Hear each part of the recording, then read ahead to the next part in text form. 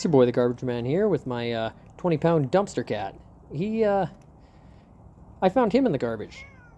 Look at him. He's pretty cute. He's 20 pounds, he's fat as hell, and he doesn't do nothing. But he sits on my front porch and he protects my property because he knows he was rescued from the dumpster.